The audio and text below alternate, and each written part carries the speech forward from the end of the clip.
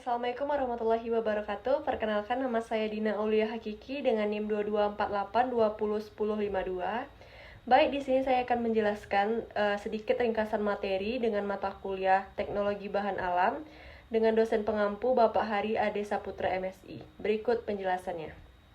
Baik, di sini langsung saja pada materi yang pertama, yaitu ekstraksi minyak atsiri. Minyak atsiri sendiri adalah zat berbau khas dari tanaman yang mudah menguap pada suhu kamar. Disebut juga minyak esensial atau minyak eteris karena sifat volatilnya. Istilah esensial ini mencerminkan aroma khas dari tanaman asalnya. Ciri utama dari minyak atsiri yaitu berwujud cair pada suhu ruang, mudah menguap, menghasilkan aroma khas. Minyak atsiri terdiri dari campuran beberapa senyawa yang berasal dari tanaman. Beberapa di antaranya bersifat thermolabile, yaitu tidak stabil terhadap suhu tinggi. Contoh komponennya di sini ada fluorbenzen, benzoic acid, dan metil propil disulfid. Metode dari ekstraksi minyak atsiri ini yang pertama ada destilasi, tahapannya yaitu persiapan, pemanasan, dan juga pemisahan. Kelebihan dari metode ini yaitu teknologinya sederhana, cepat, dan pemisahannya itu mudah. Kekurangannya itu senyawa bisa rusak oleh panas. Metode yang kedua yaitu press, tahapannya ada persiapan, pengepresan, dan juga pemisahan. Kelebihan dari senyawa ini yaitu senyawa tidak rusak oleh panas, dan juga teknologinya sederhana. Kekurangannya itu waktunya lama dan pemisahan sulit. Metode yang ketiga yaitu pelarut organik. Tahapannya ada persiapan, ekstraksi, dan juga pemisahan. Kelebihan dari metode ini yaitu cepat dan tidak merusak senyawa. Sedangkan kekurangannya, di sini ada teknologinya mahal dan juga pemisahannya sulit. Metode yang keempat yaitu influerasi. Tahapannya ada persiapan, ekstraksi, dan juga pemisahan. Kelebihan pada metode ini yaitu sederhana. Senyawanya tidak rusak oleh panas. Dan kekurangannya yaitu waktunya lama dan pemisahannya itu sulit. Metode yang kelima yaitu maserasi lemak panas. Tahapannya ada persiapan, ekstraksi, dan juga pemisahan. Kelebihan pada metode ini yaitu teknologinya sederhana. Sedangkan kekurangannya itu waktunya lama dan senyawa bisa rusak karena panas. Materi yang kedua di sini ada fraksinasi dan isolasi. Fraksinasi sendiri adalah mekanisme untuk memilih atau memisahkan suatu kumpulan atau kesatuan menjadi beberapa bagian atau fraksi. Proses ini dapat diartikan sebagai pembagian kelompok senyawa dari suatu ekstrak berdasarkan sifat kimianya. Tujuan dari fraksinasi yaitu mendapatkan fraksi tertentu dari suatu ekstrak yang merupakan fraksi aktif. Terus melakukan isolasi atau pemisahan suatu senyawa metabolit sekunder tunggal dari campuran senyawa dalam ekstrak. Sedangkan metode fraksinasi di sini ada metode utamanya yaitu ekstraksi cair-cair dan kromatografi seperti ada kromatografi kertas, terus kromatografi lapis tipis, kromatografi kolom, terus ada vakum liquid kromatografi, size exclusion kromatografi, dan solid phase extraction. Di sini ada ekstraksi cair-cair ini mempunyai prinsip peningkatan polaritas dan ketidakcampuran antara dua pelarut yang digunakan. Prediksi senyawa terlarutnya non-polar ada lemak, lilin, terpen, dan steroid.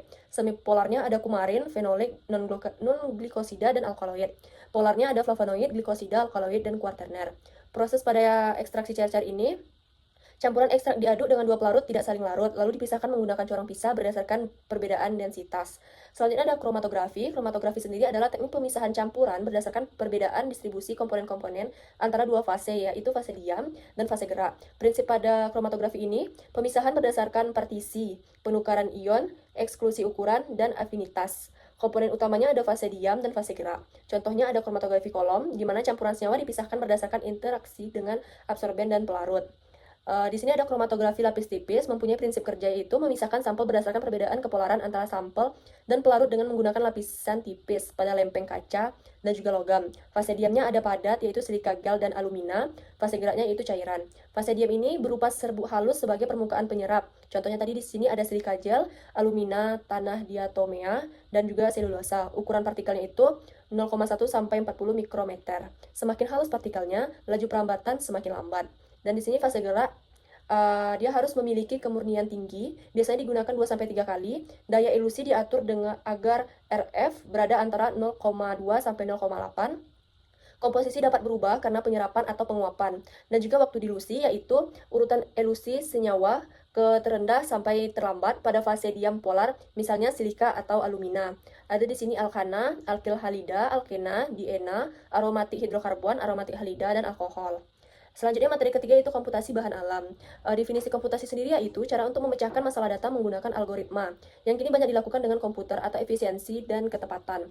Penemuan obat baru, proses penemuan obat baru ini melibatkan berbagai tahapan, mulai dari identifikasi target, penemuan senyawa aktif, uji laboratorium, hingga pengembangan dan uji klinis. Selanjutnya ada prediksi aktivitas dan farmakologi obat. Tidak cocok untuk senyawa volatil, terdapat aplikasi berbasis web seperti PASS dan Swiss ADME yang digunakan untuk memprediksi aktivitas biologis dan sifat farmakologi senyawa obat secara in silico. Selanjutnya yaitu molecular docking. Teknik ini digunakan untuk memprediksi interaksi antara molekul obat dengan target protein secara virtual sebelum dilakukan uji laboratorium. Materi yang terakhir yaitu pemurnian. Definisi pemurnian sendiri adalah metode untuk memperoleh komponen bahan alam murni. Memisahkan zat yang diinginkan dari pengotor dengan tingkat kemurnian 95-100%. Pemisahan dapat dilakukan berdasarkan peristiwa fisika atau kimia. Misalnya di sini dengan filtrasi jika komponen berwujud padat dan cair. Selanjutnya ada rekristalisasi. Rekristalisasi yaitu proses pemurnian senyawa organik padat dengan melarutkan senyawa dalam pelarut panas, lalu didinginkan hingga membentuk kristal murni. Prinsip kerjanya sendiri yaitu senyawa dilarutkan dalam pelarut panas didinginkan agar kelarutannya turun dan membentuk kristal murni.